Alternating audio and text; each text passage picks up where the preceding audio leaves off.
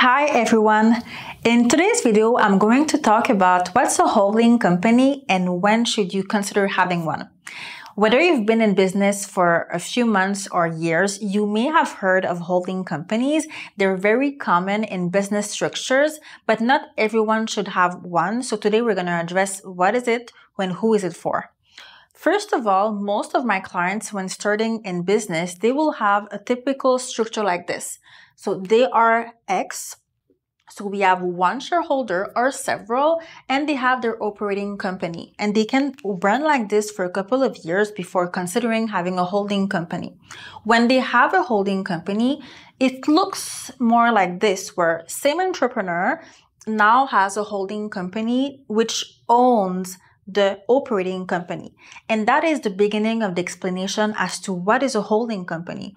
Holding companies are incorporated companies, just like an operating inc. Like they're all incorporations. They are sometimes called parent companies or holding companies, same thing, but their goals are completely different from an operating company. The holding company is there to own shares in different entities.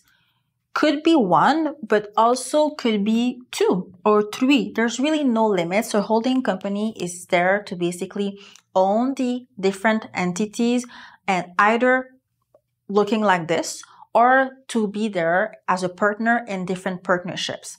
So for these reasons, the holding company is not there to generate income. It's not there to have different expenses. It's really there just to hold the different assets. And now we're going to talk about what are the benefits of having a holding company. So in terms of the benefits of having a holding companies, there are several of them. And the first one being asset protection. As you can see in this example, the holding company is owning shares in the operating company. So if ever there are risks associated to the activity that you're running, so if you're in the restaurant industry, so food industry, or if you're providing services or you're selling products and that there are any risk associated to that, having a holding company is really going to make a complete distinction between the day-to-day operations and the cash that you are looking to accumulate or the investments that you're looking to make. So basically, the holding company is a way to really go and protect whatever you're building from the day-to-day.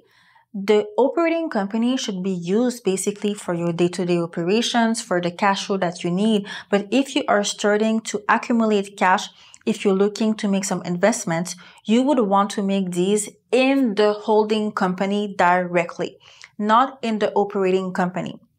So it's really there to protect your asset. And even if you're not in an industry that you consider having any risk, like if it's a low risk industry, I still recommend making a complete separation. Also because yes, you can have a professional insurance protecting you if ever, but really you should see the holding company as a way to plan long term. As you grow as an entrepreneur, you will accumulate cash profits year after year. And the goal is not to just lay them there. The goal is really to go and reinvest them, which is something that you can do using the holding company. Also, an individual would consider having a holding company if they are looking to also protect investments or assets that they own personally. So transferring, let's say, a property to a holding company is allowing protection if ever something was to happen to the individual in terms of risks. Now that we talked about the asset protection aspect of a holding company, let's look at what are the other benefits, because it's not only about protection, it's also about maximizing your investments. Most of my clients, when they have a holding company, it's because they started to accumulate the cash in the operating company and they would like to reinvest their profits. Whenever you are in business and you've accumulated money, there are several ways to consider investing the money that you've accumulated over the years.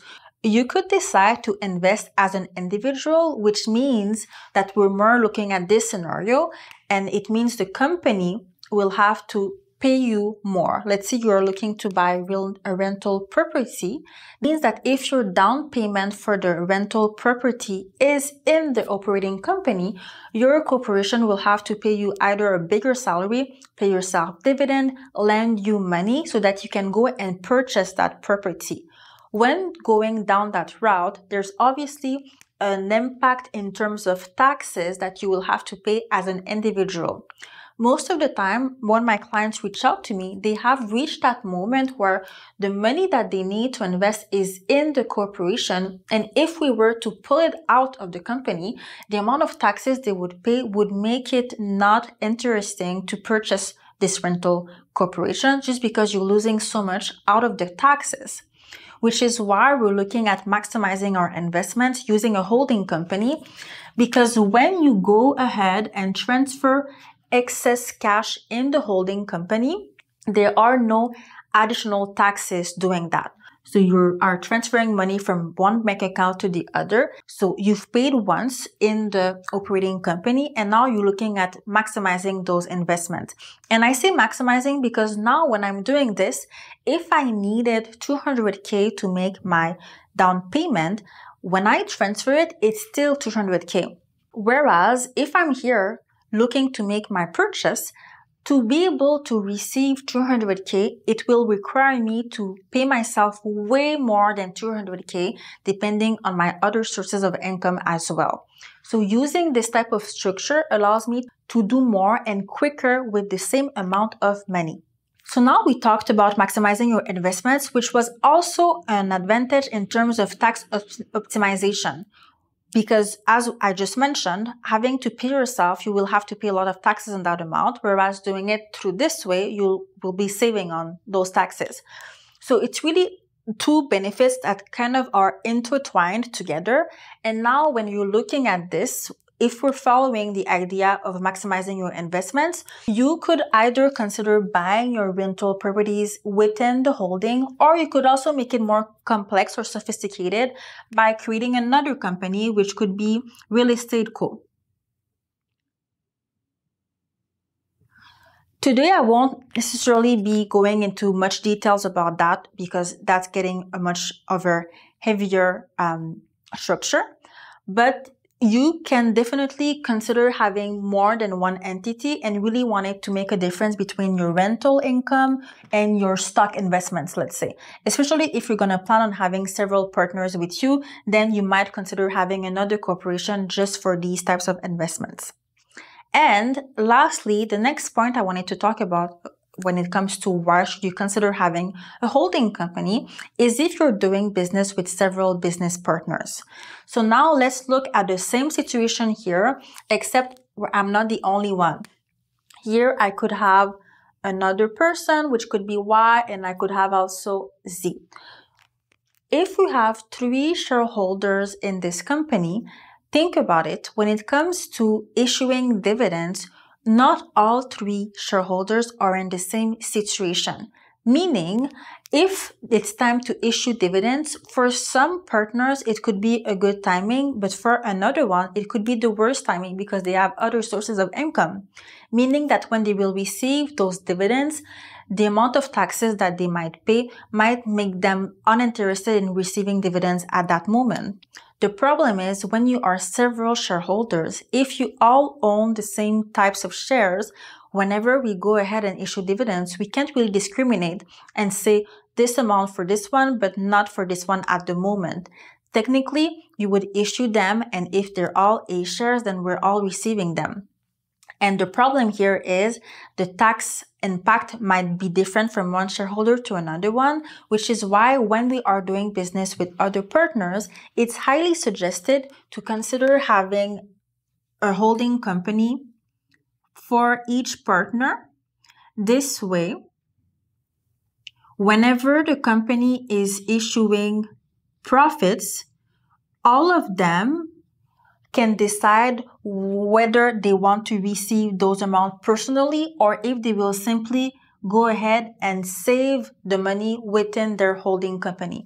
So you gain a lot of flexibility as a partner when you have your holding company because you get to go ahead and protect your profits, your part of your profits. You get to go ahead and save them. You can reinvest them. You can decide if in a few months or a few years from now is the right timing for you to go ahead and receive them. So this video was really to go ahead and explain to you what is a holding company and what are the benefits. Obviously, if an entrepreneur is not generating any extra profit at the end of the year, it's not necessarily a requirement to have a holding company right away. You might want to wait to that moment when you do have excess cash and that you want to protect it and that you want to reinvest it. For these reasons, many people will do it a few years down the line because at that moment they'll be ready for it.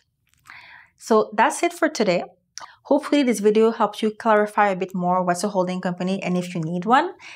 If ever you have questions about holding companies, corporate structures, or anything regarding your business, feel free to reach out to me for a consultation.